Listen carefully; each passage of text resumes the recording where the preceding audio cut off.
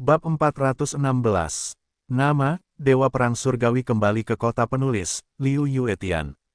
Plus matikan mengatur ulang. Jika sesuatu terjadi pada saudara Yang, aku tidak akan hidup. Li Guoshan menggertakkan giginya. Qingqing bahkan lebih tercengang. Presiden Li, apakah Yang Xuan benar-benar memiliki pesona yang begitu hebat? Li Guoshan menghela napas, Anda dapat mencoba menyingkirkan prasangka Anda terhadapnya dan mengenalnya perlahan-lahan. Saat dia berbicara, dia tiba-tiba mendengar suara keras di luar. Qin Feng dan yang lainnya dengan senang hati berbalik. Mereka kembali bersama, dan di sana ada Yang Xuan. Saudara Yang, jika Anda baik-baik saja, mereka tidak mempermalukan Anda. Li Guoshan bergegas maju dan melihat bahwa Yang Xuan masih utuh. Dia sedikit lega. Kembalilah dengan selamat, kita bisa mencari pabrik lagi. Tidak masalah bahkan jika perusahaan tidak dapat berjalan. Jangan terlalu impulsif di masa depan. Li Guoshan masih memiliki ketakutan yang tersisa. Jika sesuatu terjadi pada Yang Xuan hari ini, dia akan menyesalinya sepanjang hidupnya. Qin Feng berkata, ayo pergi. Aku akan meminta semua orang untuk merebus panci panas. Itu hampir membuatku takut setengah mati. Aku harus menekannya dengan baik. Beberapa orang hendak keluar. Jiang Qing tiba-tiba berkata dengan dingin, tunggu. Hotpot apa yang panas? Kita akan segera mengadakan rapat. Apakah menurutmu semuanya sudah selesai? Sekarang perusahaan telah menghadapi kesulitan yang begitu besar, segera adakan rapat dan ajukan solusinya. Sebelumnya, setiap perintah Jiang Qing akan segera dijawab. Namun kali ini, dia tiba-tiba mendapati Qin Feng dan yang lainnya berdiri diam satu persatu. Apakah kamu tuli? Tidakkah kamu mendengar apa yang aku katakan? Sekarang adakan rapat. Jiang Qing menaikkan volume suaranya. Presiden Jiang. Pada saat ini, Qin Feng tiba-tiba mengangkat kepalanya dan berkata dengan tenang, Presiden Jiang, kemampuan kerja Anda hebat. Kami semua sangat mengagumi Anda. Tetapi bagi kami, ada banyak hal yang lebih penting daripada pekerjaan. Maaf, Tuan Jiang, saya mengundurkan diri. Kemudian, Xiao Douya menyusul, maaf, Presiden Jiang. Kemudian Bozi, Dayong, dan Lao Hei juga mengundurkan diri satu demi satu. Jiang Qing sedikit terkejut. Dia tidak pernah menyangka akan seperti ini. Apakah Anda ingin berhenti dari pekerjaan Anda demi Yang Xuan? Saya telah menawari Anda gaji yang tinggi, dan perusahaan kita telah terdaftar. Pendanaan sebesar 5 miliar dari konsorsium Zhao juga telah masuk ke rekening kita, dan saya telah mengalokasikan ekuitas yang tinggi kepada Anda. Begitu perusahaan diluncurkan, meskipun tidak menguntungkan, dengan ekuitas Anda, dividen tahunannya juga merupakan uang yang banyak. Uang tersebut cukup untuk mengubah nasib kalian masing-masing, apakah kamu menyerah begitu saja? Qin Feng menatap Jiang Qing dan berkata dengan lemah, Presiden Jiang, kita semua adalah orang awam. Uang sangat penting bagi kita. Untuk makan, kamu bahkan bisa berlutut. Tapi seperti yang kukatakan tadi, ada banyak hal yang lebih penting di dunia ini daripada karir dan uang. Contohnya, persahabatan. Liuer adalah saudara kita. Seberapa banyak uang dan seberapa besar karirnya tidak dapat dibandingkan. Itu hakmu untuk berprasangka buruk padanya di tempat kerja. Tapi tadi, kami melihat ketidakpedulian dan keegoisanmu. Kemampuan kerjamu benar-benar kuat, merupakan kehormatan bagi kami untuk mengikutinya. Tapi kamu adalah orang yang dingin dan egois. Kami tidak memiliki berkah untuk berteman denganmu. Jadi kami harus minta maaf, Tuan Jiang. Kami akan berangkat besok pagi dan kembali beristirahat dulu. Setelah itu, Qin Feng dan yang lainnya kembali ke rumah. Jiang Qing berdiri di tempatnya. Dia tidak berbicara lama. Dia menggigit bibirnya dengan erat. Dia tampak rumit di matanya dan tidak tahu apa yang dia pikirkan. Sudah terlambat. Li Guoshan menepuk bahu Jiang Qing dan mendesah, sudah larut malam. Kamu bisa kembali ke rumah lebih awal untuk bersantai. Jika ada yang ingin kamu katakan besok, aku akan mengerjakan pekerjaan Xiao Qin. Larut malam, Jiang Qing duduk sendirian di samping meja batu di halaman, tanpa Tuhan di matanya dan tidak tahu apa yang sedang dipikirkannya. Dingin sekali, jangan sampai masuk angin. Sebuah mantel menutupi tubuhnya dengan lembut. Apakah kamu kucing dan tikus yang suka menangis? Jiang Qing tersenyum dingin. Yang Xuan mendesah dan duduk di sebelah Jiang Qing. Aku tahu kamu bukan orang yang acuh tak acuh dan egois. Kurasa kamu harus punya banyak cerita. Mata Jiang Qing tiba-tiba berkaca-kaca. Kata-kata Yang Xuan menusuk hatinya. Hal yang paling menyedihkan baginya hari ini adalah Qin Feng mengatakan dia dingin dan egois. Dia berpikir sepanjang malam, memikirkan masa lalunya dan banyak hal yang terpendam di dalam hatinya. Dia tiba-tiba merasa sangat kesepian dan tidak berdaya. Aku tidak menginginkan simpatimu, kata Jiang Qing dengan keras kepala. Yang Xuan tersenyum lembut. Aku di sini bukan untuk bersimpati padamu. Tidak ada seorang pun di dunia ini yang pantas mendapatkan simpati siapapun. Aku hanya ingin bercerita padamu. Ngomong-ngomong, aku bosan. Kau bisa menganggapnya sebagai hiburan. Dahulu kala, ada seorang pria yang pengalaman hidupnya sangat tragis. Dia dibawa pergi saat lahir dan tidak pernah tahu siapa orang tua kandungnya. Dia tumbuh di tempat yang penuh dengan kekejaman dan bahaya sepanjang waktu. Semua kenangan masa kecilnya adalah lapar, dingin, tertekan, dan kejam. Dia pria yang sangat kuat. Dia bekerja sangat keras di tempat itu dan segera muncul ke permukaan dengan beberapa bakat. Dengan usahanya sendiri, dia dihormati oleh semua orang. Semua orang memujanya dan menyanjungnya. Dia menjadi sombong dan angkuh. Di matanya, semua orang rendah dan mulia. Di antara nilai-nilainya, hanya kekuatan yang paling penting, dan yang lainnya kosong. Tak lama kemudian, dia membayar harga atas kesombongannya. Pengalaman itu masih membekas dalam benaknya. Setiap kali aku mengingat pengalaman itu, jantungku masih berdebar-debar. Tetapi, karena pengalaman itu pula, dia benar-benar mengerti bahwa ada sesuatu yang disebut kebenaran di dunia ini. Sejak saat itu, dia tahu bagaimana menghargai orang lain dan memikirkan orang lain.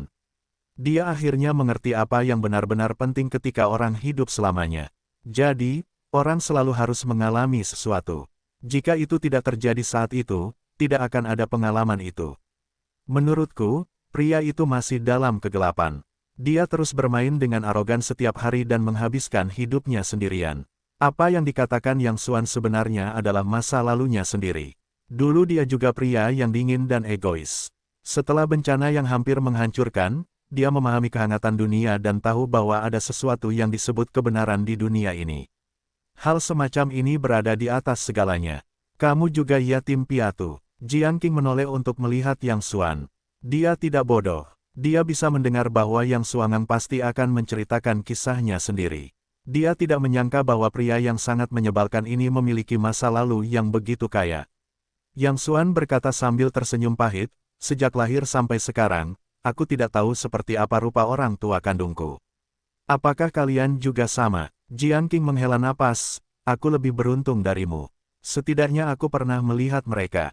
Jiang Qing juga mulai berbicara tentang masa lalunya. Jiang Qing lahir di desa pegunungan yang sangat terbelakang dan tertutup. Keluarganya sangat miskin sehingga dia sering makan sayuran liar untuk memuaskan rasa laparnya. Semua kenangan masa kecilnya adalah rasa lapar, kedinginan, tangisan dan jeritan ibunya, serta penyiksaan dan pukulan ayahnya. Dia dijual oleh ayahnya sendiri. Dia mengembara dan mengemis. Kemudian, dengan keberuntungan, dia diselamatkan ke panti asuhan. Namun, tidak mudah untuk tinggal di panti asuhan. Anak-anak tanpa orang tua ini menderita penyiksaan dan segala macam hinaan setiap hari. Pada usia 12 tahun, dia mulai membantu mencuci piring di restoran untuk menghasilkan uang. Saya telah melakukan banyak pekerjaan, menderita kesulitan yang tak terhitung jumlahnya, dan merasakan hangat dan dinginnya dunia. Namun, dia tidak pernah menerima nasibnya dan tidak pernah menyerah pada dirinya sendiri. Dia masih mendambakan kehidupan yang lebih baik. Jadi dia telah belajar dan menabung untuk membeli buku. Di waktu luangnya, dia kembali ke sekolah dan mendengarkan kelas dengan berbaring di jendela. Kemudian, saya akhirnya mendapat ijazah dan masuk ke perusahaan Li Guoshan. Dari seorang pegawai kecil di meja resepsionis hingga posisi wakil presiden selangkah demi selangkah. Saya benar-benar miskin dan takut. Hanya ada dua kata pada diri saya, maju. Saya tahu betul bahwa hanya dengan bergerak maju saya dapat menyingkirkan hal-hal yang paling saya takuti. Dulu, mereka memanggil saya wanita besi di mal dan mengatakan saya tidak manusiawi. Tetapi saya tidak pernah menyesalinya. Saya selalu merasa bahwa saya benar. Seperti Anda sebelumnya, saya pikir kekuatan adalah yang paling penting. Tetapi baru saja, kinerja Qin Feng mengejutkan saya. Itu mulai membuat saya berpikir ulang tentang diri saya sendiri.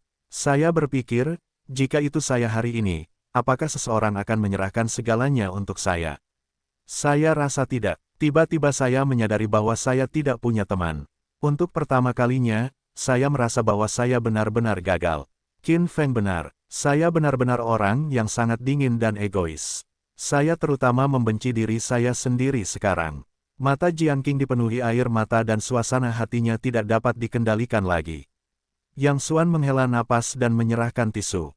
Tidak, kamu sebenarnya adalah orang yang sangat mementingkan cinta dan kebenaran. Jiang Qing tersenyum pahit, jangan menghiburku.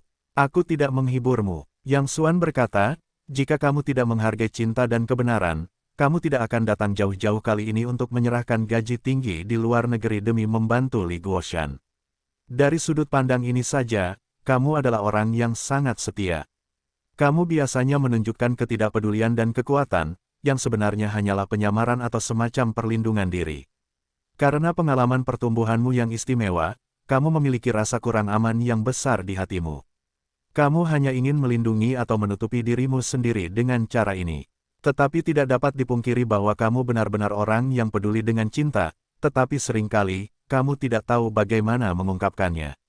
Jiang Qing meneteskan air mata. Terima kasih. Kata-kata yang suangang menusuk hatinya setiap kata. Di dunia ini, seseorang akhirnya berbicara di hatinya. Kamu adalah orang pertama di dunia yang mengerti aku. Terima kasih, Yang Xuan. Jiang Qing meneteskan air mata, tetapi sudut mulutnya tersenyum. Di dunia ini, tidak ada yang lebih bahagia daripada seseorang yang mengenal dirinya sendiri. Bahkan, aku mungkin hanya mengenal diriku sendiri lebih baik. Keduanya memiliki lingkungan pertumbuhan yang khusus. Jiang Qing, kamu akan terus melakukannya dengan caramu sendiri di masa depan. Jangan menutup dirimu terlalu rapat, cobalah untuk membuka hatimu. Aku tidak bisa menjamin orang lain, tetapi setidaknya di hadapanku dan Qin Feng, kamu tidak perlu mengambil tindakan pencegahan apapun.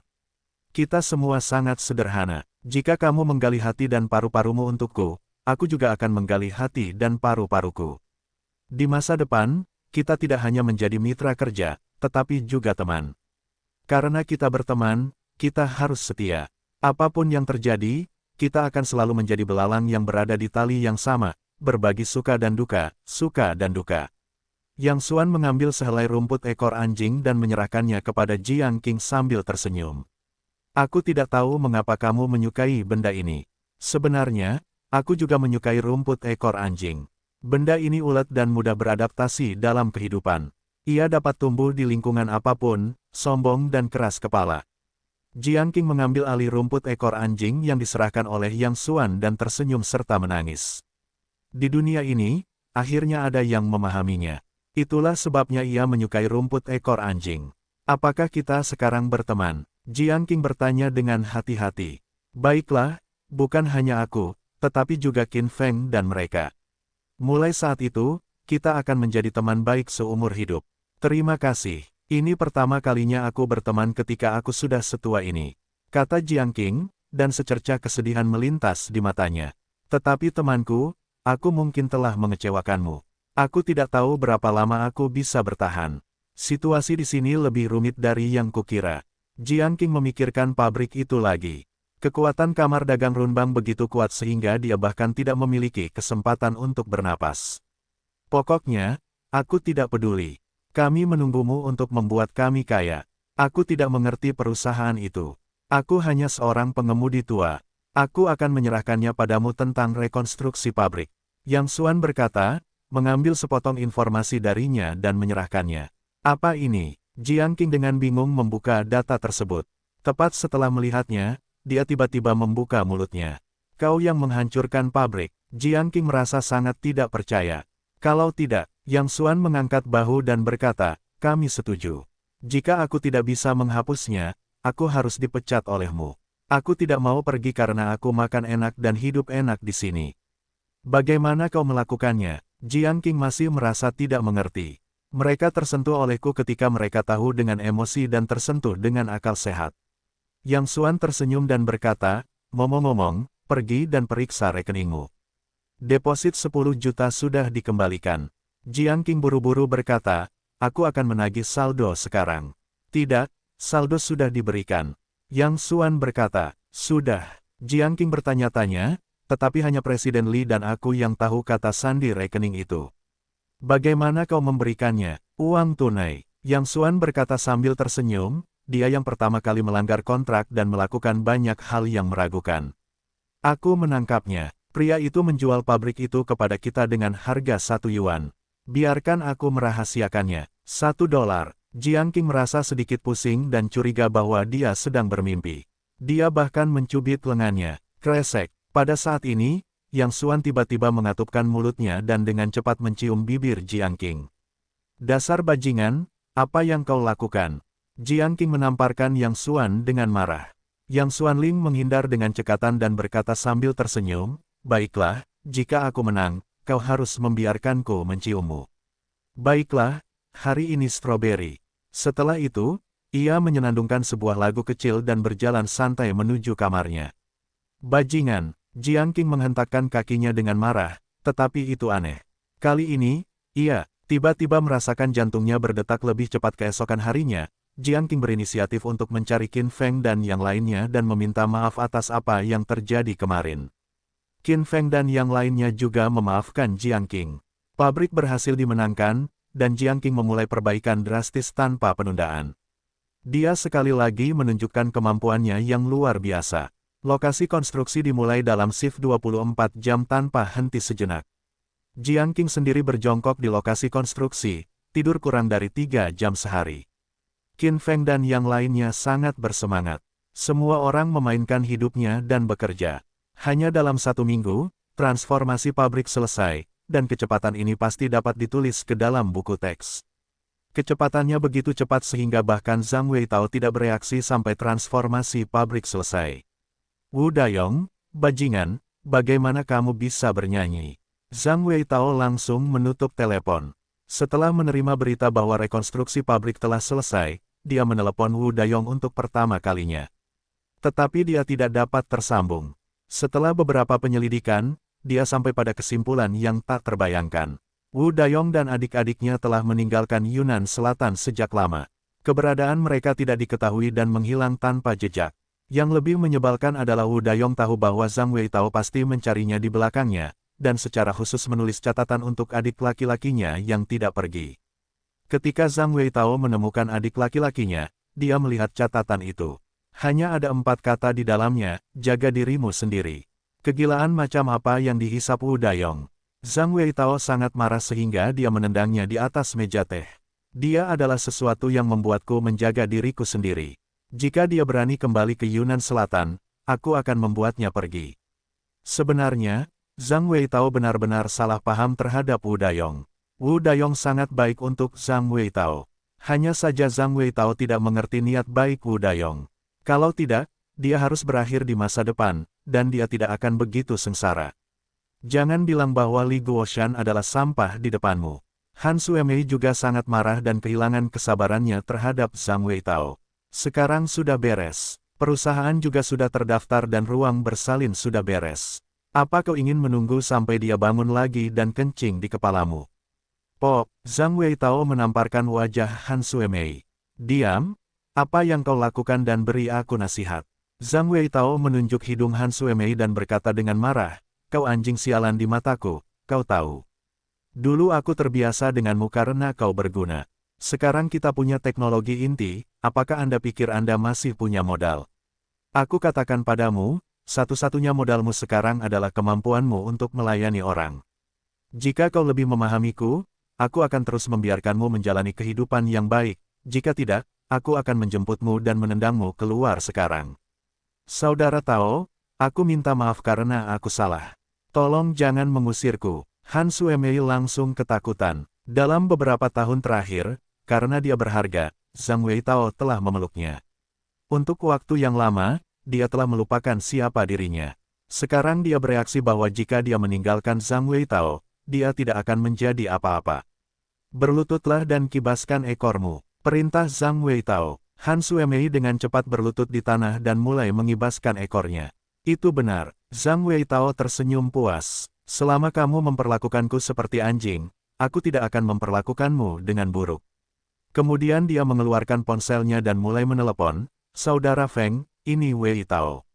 Aku harus merepotkanmu. Anda adalah bos mutlak di pihak kami di bidang peralatan ilmiah dan teknologi. Tolong beri larangan pada bioteknologi Guoshan. Biarkan semua orang melarang penjualan peralatan apapun kepada mereka. Ya, ini bukan hanya yang saya maksud, tetapi juga yang dimaksud oleh kamar dagang kami di Yunnan Selatan. Baiklah, tidak masalah. Terima kasih, Saudara Feng. Ngomong-ngomong, Saudara Feng, Xiaomei ku punya pijatan yang bagus. Aku akan memintanya untuk pergi ke tempatmu untuk memijatmu sekarang juga. Tutup telepon. Zhang Weitao merasa puas dan bersenandung dingin. Bagaimana jika ada pabrik? Jika tidak ada peralatan, pabrik itu kosong dan tidak berguna. Kemudian dia berkata kepada Han Suemei, aku akan memberimu alamat. Kamu pergi ke Lao Feng di malam hari. Kamu tahu apa yang harus dilakukan. Han Suemei buru-buru berkata, jangan khawatir, Saudara Tao. Aku jamin Saudara Feng puas. Han Suemei telah melakukan ini lebih dari sekali. Inilah sebabnya mengapa Zhang Weitao memiliki teknologi inti, tetapi dia masih lezat dan menyimpannya. Han Suemei terlahir dengan kulit yang bagus dan sangat pandai melayani orang. Zhang Weitao sering mengajaknya untuk menghormati beberapa orang yang berguna, mulai dari para pemimpin senior kamar dagang Runbang hingga tokoh-tokoh besar di berbagai bidang, pasti ada setidaknya puluhan. Jurus Yin Zhang Weitao benar-benar mengejutkan Jiang Qing. Setelah mengubah pabrik, langkah selanjutnya adalah membeli peralatan. Namun, tidak peduli berapapun mereka membayar, para produsen peralatan produksi di seluruh wilayah Yunnan Selatan tetap menolak untuk menjualnya. Hal ini dapat membuat Jiang Qing cemas. Tanpa peralatan, semua persiapan sebelumnya menjadi sia-sia. Apakah tidak ada cara lain? Bisakah Anda memindahkan peralatan dari provinsi lain? Qin Feng mengerutkan kening. Itu tidak akan berhasil. Jiang Qing menghela napas, peralatan berteknologi tinggi adalah komoditas khusus. Jika dipindahkan dari provinsi lain, tidak hanya mahal, tetapi juga proses persetujuannya sangat merepotkan. Butuh waktu setidaknya setengah tahun. Dan bahkan jika dipindahkan, itu harus disetujui di sini. Kamar dagang Runbang tidak akan pernah membiarkan kita lewat. Sial, cucu-cucu ini bukan makhluk sialan. Qin Feng memukul meja dengan kepalan tangan yang berat.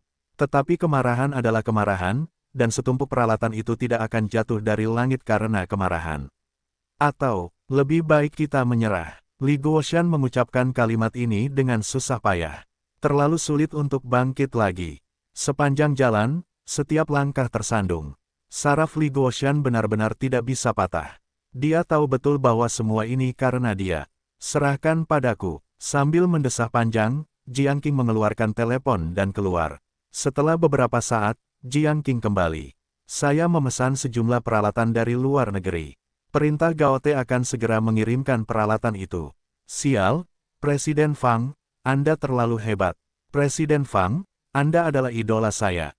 Qin Feng dan yang lainnya bersorak satu demi satu. Namun, Jiang Qing sama sekali tidak bermaksud untuk bergembira. Matanya penuh dengan kesepian. Pada saat ini, Yang Xuan tiba-tiba berkata, perusahaan Gaote adalah perusahaan peralatan teknologi terkenal di dunia. Peralatan perusahaan mereka tidak dapat dibeli dengan uang. Saya pikir mereka bersedia memberi kita peralatan. Mereka pasti telah membayar harga khusus. Li Guoshan menghela nafas, Xiaoxing memiliki beberapa hak paten dan beberapa saham di sana. Mendengar ini, semua orang terdiam. Mereka semua tahu bahwa Jiang Qing membeli pesanan itu dengan seluruh kekayaannya kali ini. Begitu dia gagal, dia benar-benar tidak memiliki apa-apa. Uangnya sudah habis, Anda bisa mendapatkannya lagi.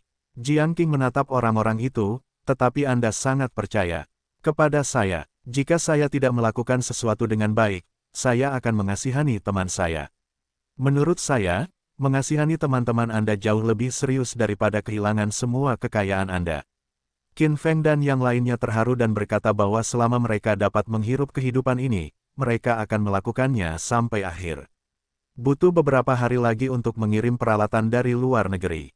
Tidak banyak barang di perusahaan akhir-akhir ini. Jiang Qing meminta semua orang untuk beristirahat dengan baik dan melakukan pekerjaan dengan baik saat peralatan tiba. Jiang Qing berkata kepada orang banyak, malam ini saya mengundang Anda ke hotpot. Cari tempat untuk menyanyikan lagu anak-anak di malam hari dan bersantai.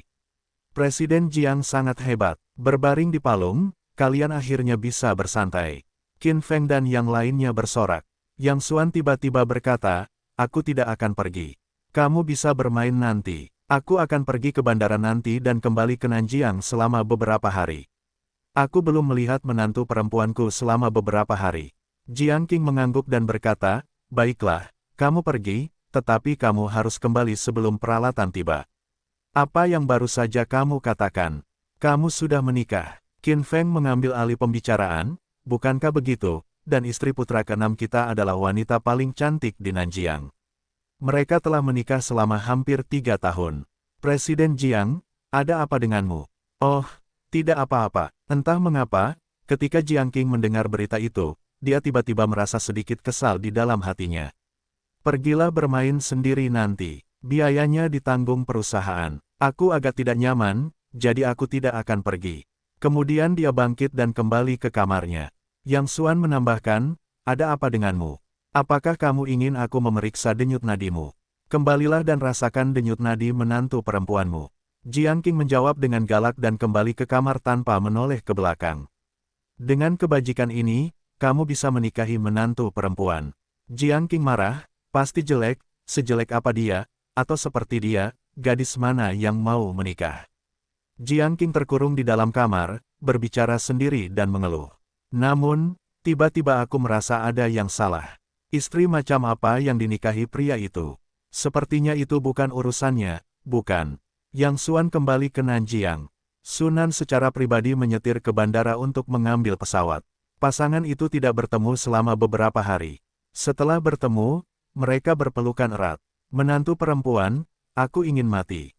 Biarkan suamiku menciumku terlebih dahulu. Yang Xuan tidak sabar untuk mencium Sunan.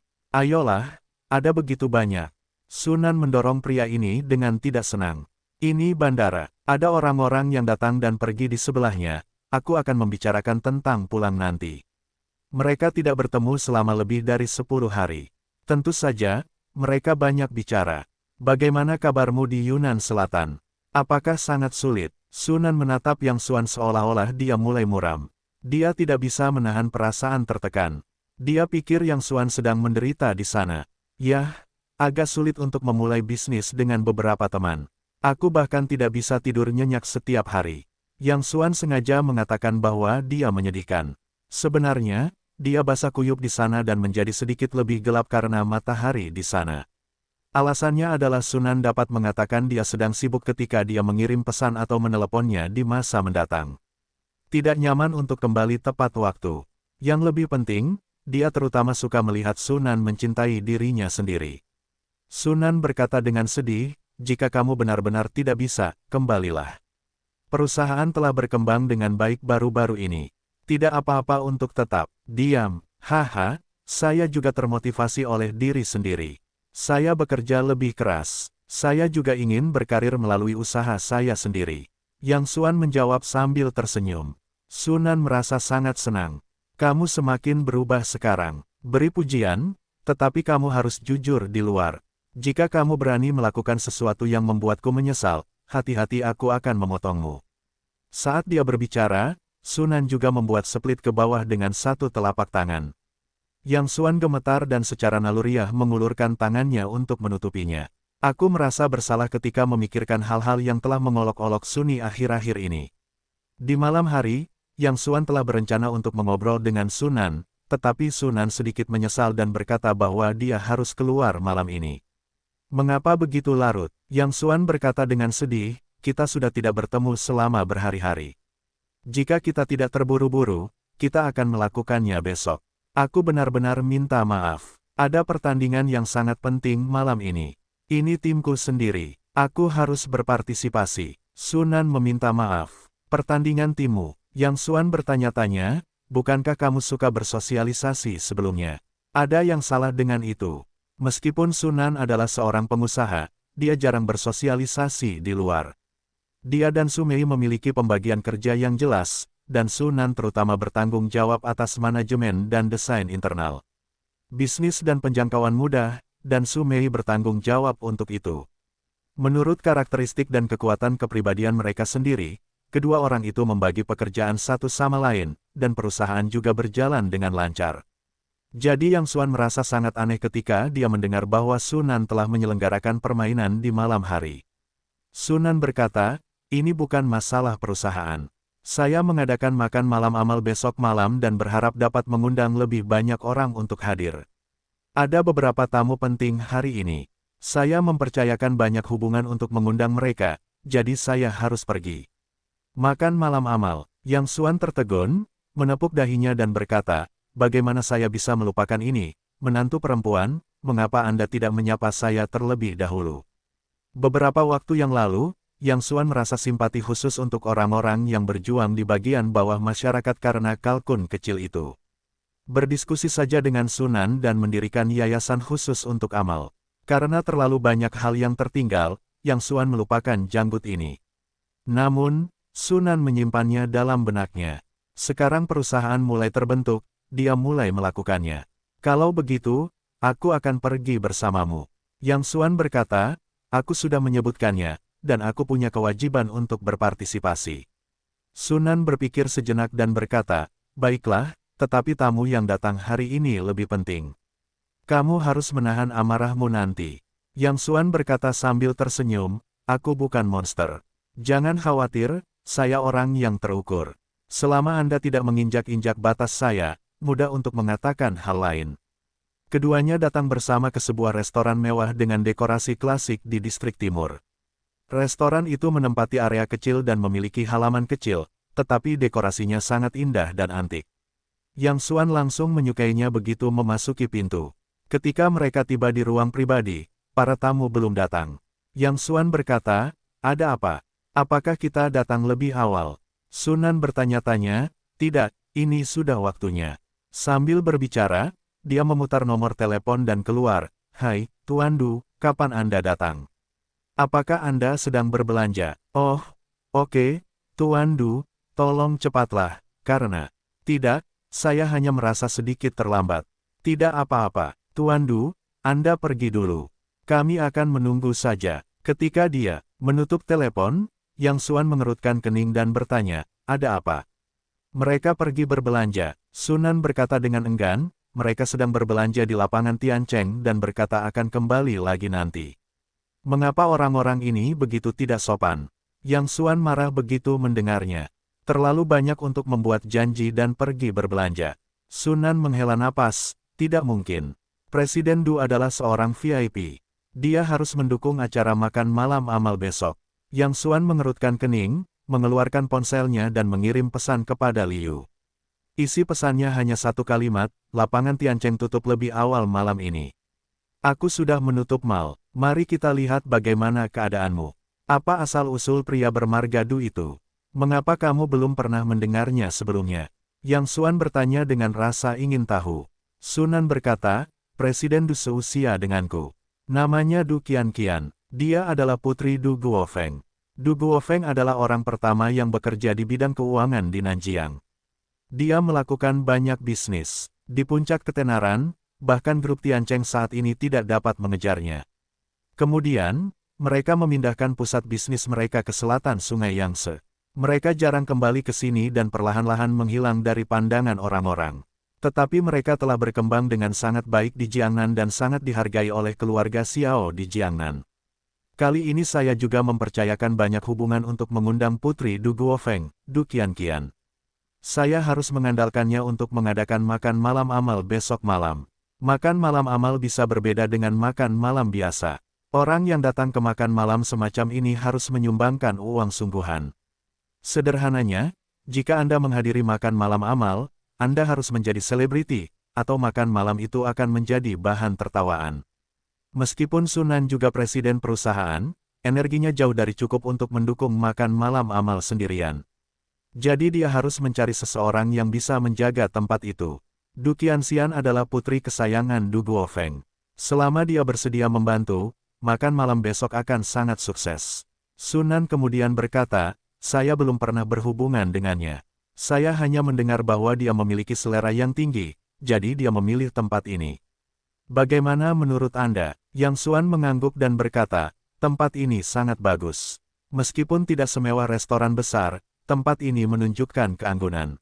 Orang-orang dengan level yang rendah seharusnya suka di sini. Saya lega mendengar Anda mengatakan itu. Sunan mengangguk dan tersenyum. Dia sangat menghargai makan malam hari ini. Selama Dukian Qian bisa berjanji, makan malam amal besok akan tersedia. Menantu perempuan, perusahaanmu baru saja dimulai. Mengapa kamu tidak menunggu sebentar dan melakukannya saat waktunya tiba? Yang Xuan bertanya dengan rasa ingin tahu. Umumnya, mereka yang melakukan makan malam amal adalah keluarga besar atau konsorsium yang telah mencapai tingkat tertentu. Dan makan malam amal adalah kegiatan kesejahteraan publik murni, yang tidak bermanfaat bagi penyelenggara. Namun, itu adalah hal yang sangat merepotkan. Anda tidak dapat menghasilkan setengah sen jika Anda melakukannya dengan baik, tetapi jika tidak, mudah untuk masuk sendiri. Masuk akal untuk mengatakan bahwa perusahaan Sunan baru saja dimulai. Tidak hanya memiliki sumber daya keuangan dan pengaruh yang tidak mencukupi, tetapi juga ada banyak hal. Sungguh agak mendadak bagi Sunan untuk melakukan ini saat ini.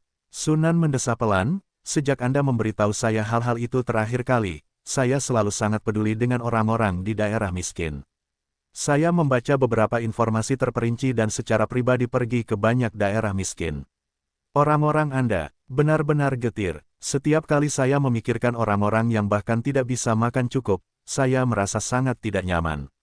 Saya selalu ingin melakukan sesuatu untuk mereka. Tetapi itu pasti jauh dari cukup bagi saya sendiri, jadi saya tidak dapat menahan diri untuk membuat permainan ini terlebih dahulu. Tujuannya adalah untuk berpikir bahwa musim dingin akan segera tiba. Jika sumbangan tiba lebih awal, orang-orang di daerah miskin dapat menjalani musim dingin. Yang Xuan sangat senang mendengar kata-kata ini. Sunan benar-benar orang yang sangat baik. Semua yang dia lakukan adalah demi orang lain. Pelayan, Anda dapat melayani. Yang Xuan menyapa pelayan itu. Sunan buru-buru berkata, mereka bilang mereka akan pergi lebih lama lagi. Apakah terlalu dini untuk melayani sekarang? Yang Xuan berkata sambil tersenyum, tidak terlalu pagi.